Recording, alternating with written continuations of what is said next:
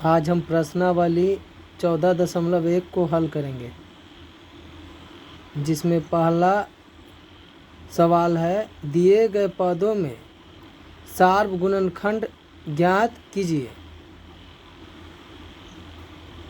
सबसे पहले पहला सवाल उतारेंगे, उसके बाद हल लिखने के बाद इस तरह से इसको लिखेंगे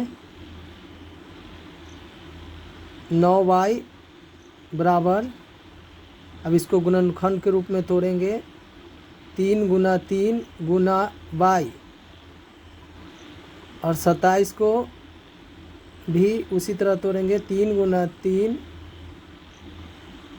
गुना 3, यानी 27 का गुणनखंड। फिर जो दोनों में शामिल हो उसको सार्व गुणनखंड लिख के इस तरह से हल करेंगे। तो 3 जा 9। अब हम क्वेश्चन नंबर बी उतारेंगे 5x, 25x, फिर हल करेंगे। फिर ये दोनों को इस तरह से लिखेंगे। लिखने के बाद 5x को इस तरह से गुणनखंड के रूप में तोड़ेंगे।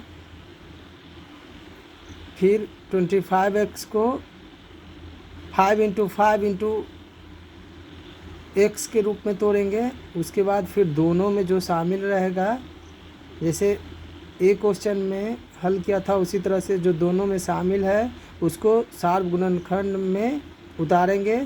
तो 5 इंटू एक्स दोनों में शामिल है तो उसको लिख के फिर मल्टीप्लाई करेंगे 5 into x.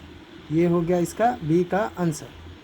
Question number C उतारेंगे।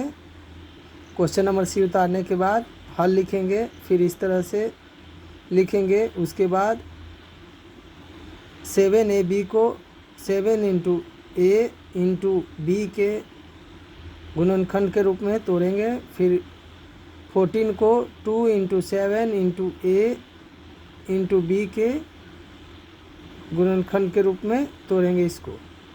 फिर सार्व गुणनखंड इक्वल टू 7 दोनों में शामिल है, ए दोनों में शामिल है और बी दोनों में शामिल है। तो इसको बाहर निकालेंगे। सार्व गुणनखंड के रूप में लिखेंगे 7 into A into B equal to 7ab।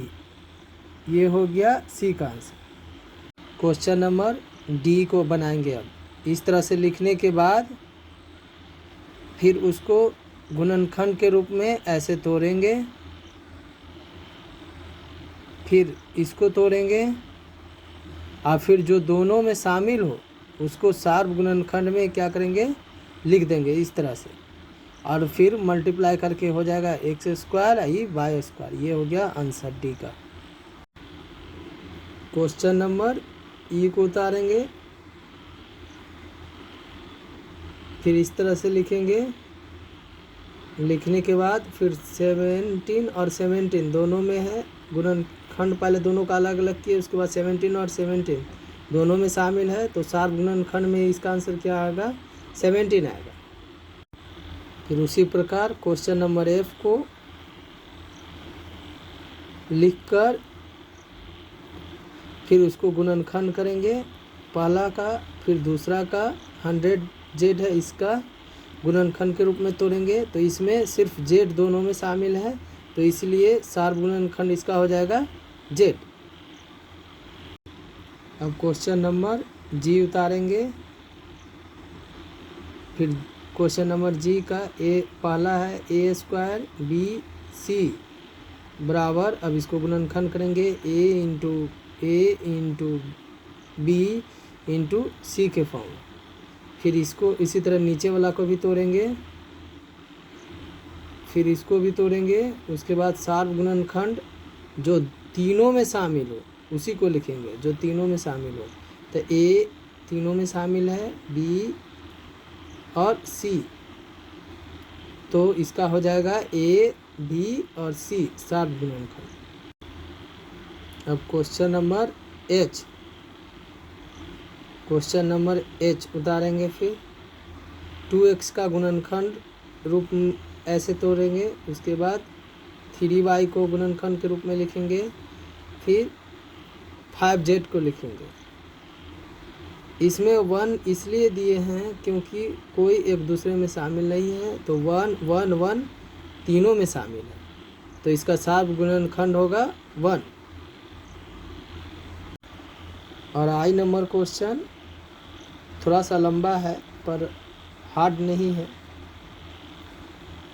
I question number को भी इसी तरह से, अब 20 है तो 20 को पहले तोड़ेंगे, नंबर है तो नंबर को पहले तोड़ेंगे गुणनखंड के रूप में इस तरह। उसके बाद फिर 30 है, 30 को गुणनखंड के रूप में इस तरह तोड़ेंगे। फिर 14 को लिखेंगे गुणनखंड के रूप में, और फिर जो तीनों में शामिल होगा उसी को क्या लिखेंगे, शार्प गुणनखंड में लिखेंगे। तो इसमें 2 है और 5 है, ये तीनों में शामिल है, तो इसलिए 2 × 5 = 10, इसका शार्प गुणनखंड 10 होगा। अब क्वेश्चन नंबर जे, ये फर्स्ट का लास्ट है। क्वेश्चन नंबर जे भी थोड़ा हार्ड दिख रहा है पर है आसान ही। अभी इसको इस तरह से लिखेंगे, उसके बाद लिखने के बाद फिर इसको भी इस तरह से तोड़ेंगे गुणनखंड के रूप में। 2 × x × a + b × b + c, ध्यान से इसको लिखेंगे। फिर x a + b को इस तरह से तोड़ेंगे, x × a + b। अब शार्प गुणनखंड = लिखेंगे, x दोनों में शामिल है, a + b दोनों में शामिल है, तो शार्प गुणनखंड = लिखेंगे x × a + b। ये हो गया शार्प गुणनखंड। अब क्वेश्चन नंबर 2, दूसरा प्रश्न कर रहा है कि दिए गए उदाहरण के आधार पर खाली जगह को भरिए। ये पद दे दिया है और गुणनखंड दे दिया है, फिर शेष गुणनखंड दिया है। तो इसको अब हम इस तरह से हल करेंगे, गुणनखंड के रूप में पहले तोड़ेंगे लिखने के बाद इस तरह से, फिर इसका जो गुणनखंड होगा वो लिखेंगे। तो इसका होगा -3 × 5 × a × b। शेष गुणनखंड हो जाएगा इसका, जो ये तो शामिल है -3, तो ये बचेगा 5ab। फिर इसी तरह 3 नंबर को भी गुणनखंड करने के बाद जो इसमें शामिल है 3 नंबर में उसको हटा देंगे, और जो नहीं शामिल है उसको लिखकर इस तरह से हल करेंगे। फिर उसी तरह क्वेश्चन नंबर 4, फिर इसको भी इस तरह से गुणनखंड के रूप में पहले तोड़ेंगे। उसके बाद शेष गुणनखंड जो उसमें लिखा हुआ है उसको निकाल कर जो बचेगा उसको लिख देंगे नीचे इस तरह से। ये हो गया इसका आंसर, और उसके बाद ये जो आंसर आएगा उसको उसमें भर देंगे। ये काम रफ में करेंगे। अब इसका 5 है बचा हुआ 5 नंबर, तो 5 नंबर को उसी तरह जो शामिल है उसमें गुणनखंड में उसको छोड़ के शेष गुणनखंड जो बचा हुआ है उसको लिखेंगे इस प्रकार और उसमें भर देंगे। अब सबको भरेंगे इसमें। 2 नंबर में आया था 5ab और 3 नंबर में आया था 10 शेष गुणनखंड, और 4 नंबर में आया था -2x² y², और 5 नंबर में आया था 9c। 2 तक कंप्लीट। अब प्रश्न नंबर 3, इसको देख लेते हैं। कह रहा है निम्नलिखित का गुणनखंड ज्ञात कीजिए। पहला सवाल है 12x² - 15 y² - 24 x² और z²। 12x² को इस तरह से गुणनखंड के रूप में तोड़ेंगे, फिर माइनस है तो माइनस लिखेंगे। फिर 15 को इस तरह से गुणनखंड के रूप में तोड़कर फिर 24 को तोड़ेंगे गुणनखंड के रूप में इस तरह से। उसके बाद जो तीनों में शामिल हो, जैसे इसमें 3 इसमें भी शामिल है और इसमें भी शामिल है 3, उसके बाद फिर इसमें भी 3 शामिल है और कोई तीनों में शामिल नहीं है, तो 3 क्या कर लेंगे, कॉमन ले लेंगे, यानी बाहर निकाल लेंगे 3 को। 3 को बाहर निकालने के बाद यानी कॉमन लेने के बाद जो बचेगा उसको लिखेंगे। तो ये 2 2 जा 4, ये एक्स स्क्वायर 4x² माइनस यहाँ पर बच गया 5 और 5 वाई स्क्वायर, वाई के स्क्वायर हो जाएगा, फिर माइनस है तो माइनस लिखेंगे। फिर ये 2 2 जा 4 और 4 2 जा 8 x² और z² बचा। ये हो गया इसका आंसर।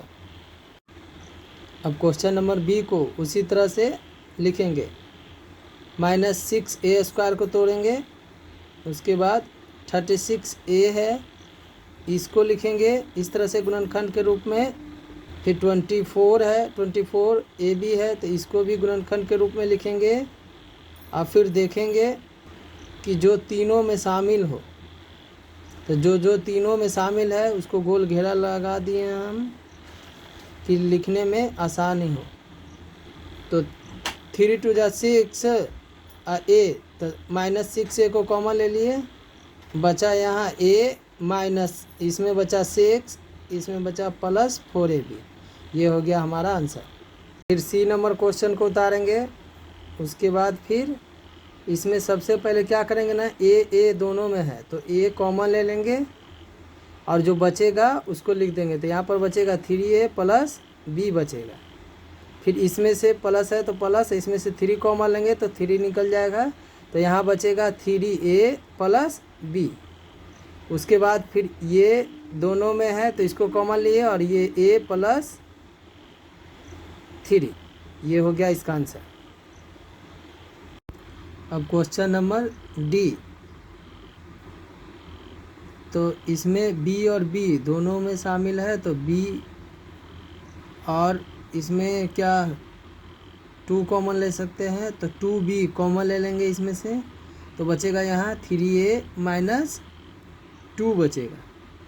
फिर इसका माइनस है तो माइनस में लेंगे क्योंकि ये 9 माइनस में है, तो -3 लेंगे इसमें कॉमन, तो यहाँ बचेगा 3a - 2। उसके बाद ये 3a - 2 ये लिखेंगे। उसके बाद फिर 2b - 3a, ये हो गया इसका आंसर। अब जी नंबर क्वेश्चन उतारेंगे। उतारने के बाद सबसे पहले तो a से ये दोनों में मल्टीप्लाई करेंगे, तो हो जाएगा ab, फिर ac, फिर इसको इससे मल्टीप्लाई करेंगे तो dc, और फिर इसको इससे करेंगे तो db, ठीक है। उसके बाद फिर अब इसमें से कॉमन लेंगे, a दोनों में है शामिल, तो इसको कॉमन ले लेंगे, बाहर निकाल लेंगे, तो बचेगा b - c, और इसमें से दोनों में से -d कॉमन लेंगे, तो बचेगा यहाँ पे, इसको पलट देंगे तो b, क्योंकि माइनस है तो पलटा जाएगा, तो b - c यहाँ पर बचेगा। फिर अब इसमें से ये b - c को यहाँ ले लेंगे और फिर a और -d बचा, ये answer. Question number H, question number H को सबसे पहले ये 3y से ये दोनों में मल्टीप्लाई करके इस तरह से लिखेंगे। फिर ये 6y को ये दोनों में मल्टीप्लाई करके ऐसे लिखेंगे, ठीक है। उसके बाद फिर ये 3y² और ये 18y² को ऐड करके लिखेंगे।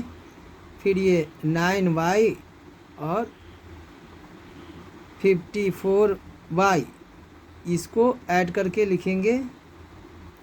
उसके बाद फिर इसमें से y कॉमन ले लेंगे और फिर y और ये 21 भी कॉमन ले सकते हैं क्योंकि 3 टाइम्स ये कट जाएगा फिर, तो 3, तो यहाँ पे बचेगा y और +3 बचेगा। ये हो गया इसका आंसर।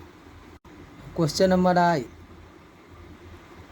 क्वेश्चन नंबर आई को देखते हैं। क्वेश्चन नंबर आई में ए स्क्वायर कॉमन लेंगे तो बचेगा ए माइनस 3, फिर इसमें से 1 कॉमन लेंगे तो बचेगा ए माइनस 3, फिर ये ए माइनस 3 बाहर निकाल लेंगे, उसके बाद फिर ए स्क्वायर और प्लस 1,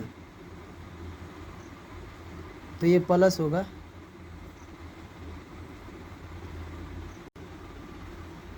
अब क्वेश्चन नंबर जे में ध्यान से देखते हैं क्या कर सकते हैं। इसमें बी कॉमन ले सकते हैं, तो बी कॉमन लिए तो यहाँ बचा A B minus C square बच गया इसमें, फिर इसमें से -1 कॉमन लिए तो A B plus C square बचा, ये माइनस बचेगा, दोनों में माइनस माइनस सी स्क्वायर बचेगा, फिर A B minus C square और फिर बी -1, ये हो गया इसका आंसर जे का। अब ये लास्ट क्वेश्चन आंसर है इस प्रश्नावली का, 14.1 का ही लास्ट क्वेश्चन आंसर है के। इसमें सबसे पहले तो मल्टीप्लाई करेंगे ए और बी के साथ इसको, फिर ए बी को इसको और इसके साथ इस तरह से मल्टीप्लाई करके लिखेंगे। उसके बाद फिर इसको लगातार थोड़ा सा सजाएंगे, a square x y plus b a b y square plus b square x y plus a b x square. तो ये सजाने के बाद अब इसमें से कॉमन लेंगे, ए वाई कॉमन लेंगे तो यहाँ बचेगा ए एक्स प्लस बी वाई, फिर इसमें से बी एक्स कॉमन लेंगे तो फिर बी वाई और प्लस ए एक्स बचेगा। तो इसको ये दोनों सेम ही है, बस प्लस में इधर उधर पलट सकते हैं, तो ये इसमें से कॉमन ले लिए दोनों और ये बच गया ए वाई और प्लस बी एक्स, और ये हो गया इसका आंसर। प्रश्नावली 14.1 ख़त्म हो गया। अगला बार प्रश्नावली 14.2।